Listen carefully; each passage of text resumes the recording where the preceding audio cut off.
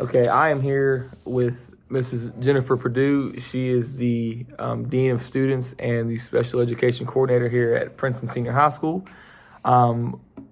We are going to be taking part in an interview today for my Education 520 class, which is Educational Research. Do I have your permission to interview you? And also, do I have your permission to film this interview and then post it on YouTube for submission? Absolutely. Okay. I'm also going to have you sign this permission to interview and film form.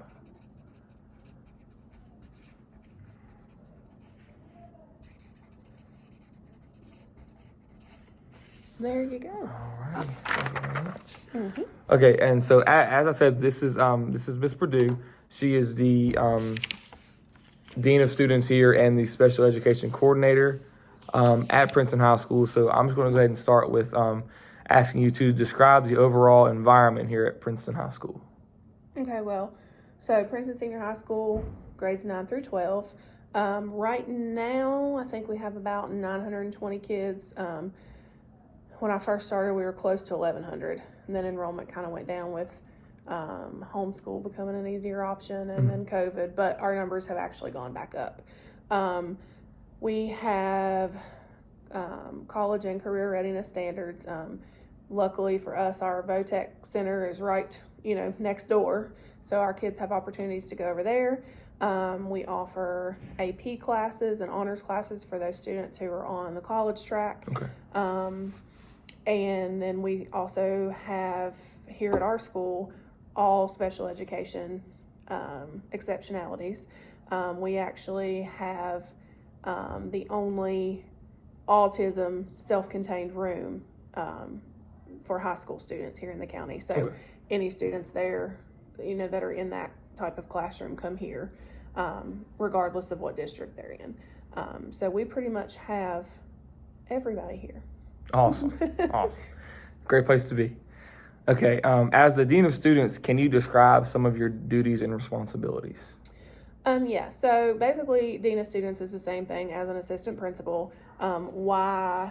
I guess it has a different title because I only work 210 days and the other two assistant principals work 216, I guess. Okay. But so as you already said, I am in charge of special education here. So I coordinate all of that and,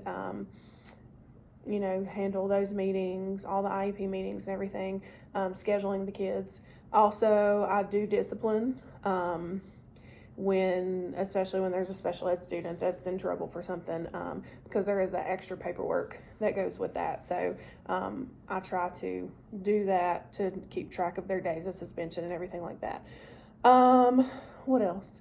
I run the school website and Facebook page, so I post all that stuff. Placements for students like you who are still in college when we do just their observation hours or student teacher placements. I schedule those and place them with teachers here. Work ball games, in the ball game rotation with the other administrators.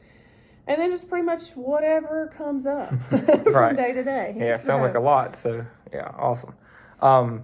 So have you ever used educational research during your time as Dean of Students to help you with said duties and responsibilities? Yeah.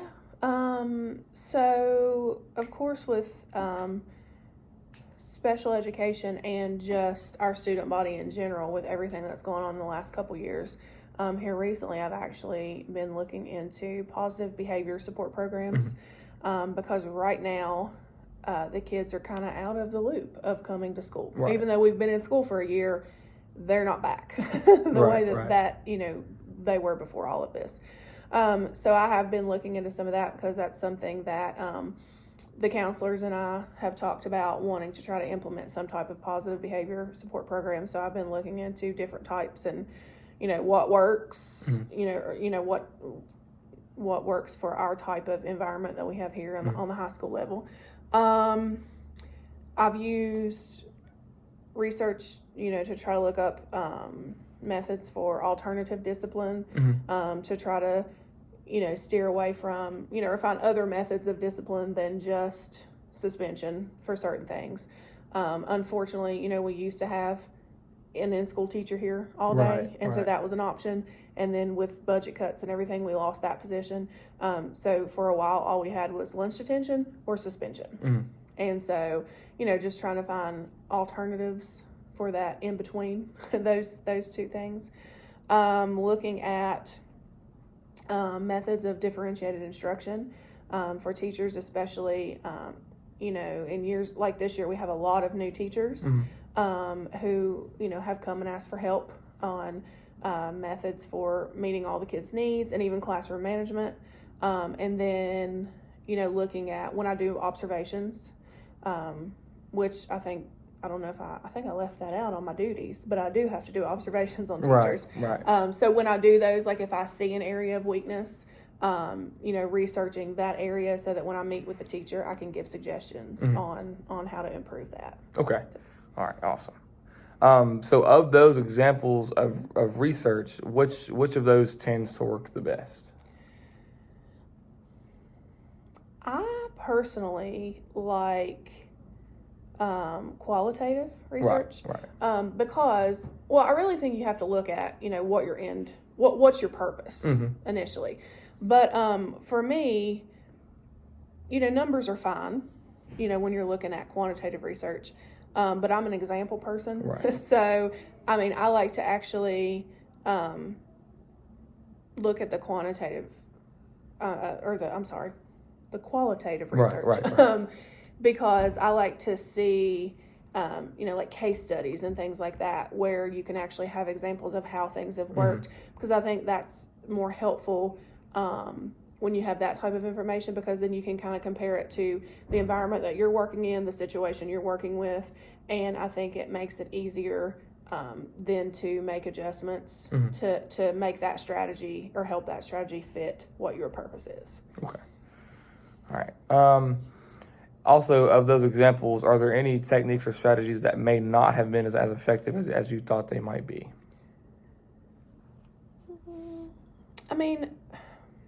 Really for me, it's just like, even when you're using data that has worked for other people, again, depending on your population that you're working with, because if you're looking at data from an inner city school, well, that's not what we are here. Right. So what worked there, may not work here. Right. And then vice versa. If you're looking at data from like, a school that has, more money and, or a private school or something like that. So I think, you can't just, the data is helpful to help guide you, but I still think that, sometimes you can't just do things exactly like somebody else did. There's not like a one size fits all. Right. So, research definitely is helpful, but there have been times that I have tried certain things that I've read about exactly how it was done, and it just completely failed. Right. But that's because, I was new to it and I didn't take into consideration who I was working with, what my purpose was, and those types of things. Okay. All right. So moving more into your duties as special education coordinator versus dean of students, are there any education or research techniques that you've used during your time as the special education coordinator to help with those duties and responsibilities as you've mentioned? Well, prior to this job, when I first started this job, I did all the discipline. We had someone else that did special education, and that person went to another job. So I kind of had to take over special ed literally in 24 hours. And prior to that, I had no experience other than having students in my classroom that had accommodations and things. So I had to start looking into the laws and the procedures and the policies and all that myself, because I was going to be taking over this big endeavor, and I needed to know what I was doing. And then also, over the years that I've done this, it seems like we're getting more and more students who have behavior plans and actually are labeled as BD, have a behavioral disorder. And, that can be a tough thing, especially like some of the kids that we have come from one of our feeder schools has an actual BD room. So they're in that same room all the time. And then they come up here to high school and they're switching classes and they're in electives that have 25, 30 kids.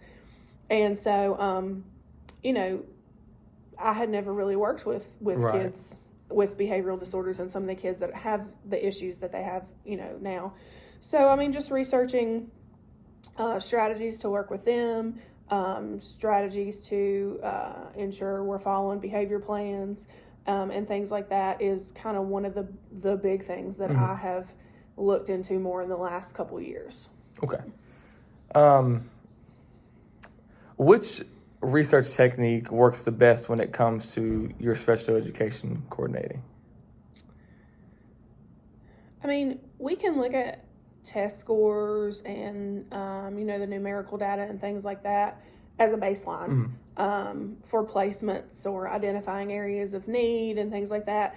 But, in the end, I feel like the qualitative is better because you're getting more, you're still looking at those numbers, but you're getting the reports from the teachers, you're getting input from the students, and you're able to better see like how the student's progressing. Because you can look at a grade and say, okay, this kid's doing great. Or you can look at a grade and say the kid's not doing well.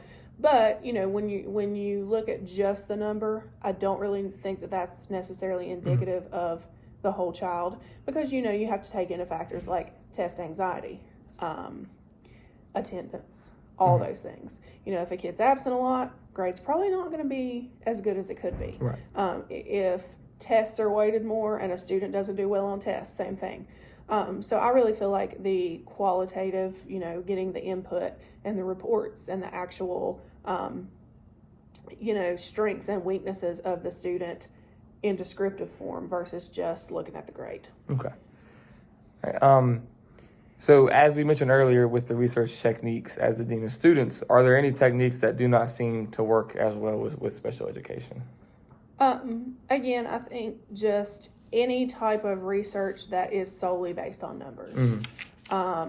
Because, with all kids, but especially with some of our special education students who may have, in addition to a mental impairment or a learning disability, but may also have some psychological issues or some behavioral issues, they may come in here one day, knock it out of the park, may come in the next day, and you're not going to get anything out of them. Right.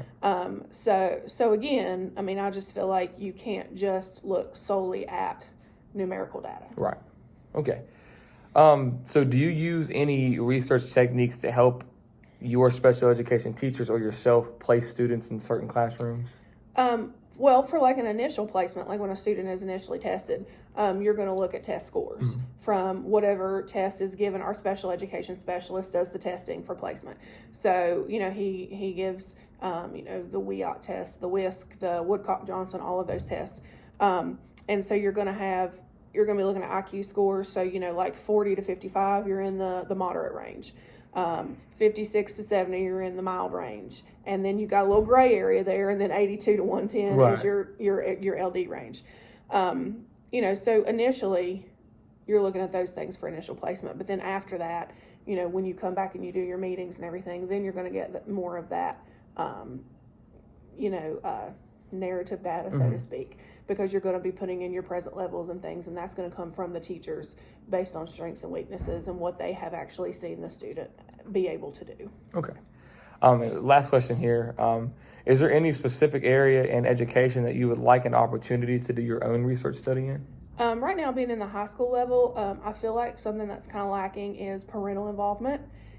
Because, in elementary school, you have all your PTO and your homeroom teachers and homeroom parents and all those things. And I just feel like as the kids get older, the parental involvement kind of drops off. And I don't think there's any one party to blame. So I really would like to look more at how to get parents more involved in high school. Because a lot of times the kids, they just don't take their report cards home or don't tell their parents how to log into Schoology. And I just feel like, there's just kind of a little bit of a disconnect there. And I think a lot of times parents just don't know things till it's too late to correct it. And so I feel like finding ways, activities, events that we could plan to get parents involved more is something I'd like to look into. Okay, well, that sounds awesome. Well, Ms. Perdue, thank you for your time. I know that from what you were telling me earlier, you have a pretty busy schedule, so thank you for taking this time out of your day and doing this interview with me. No problem. Thank you.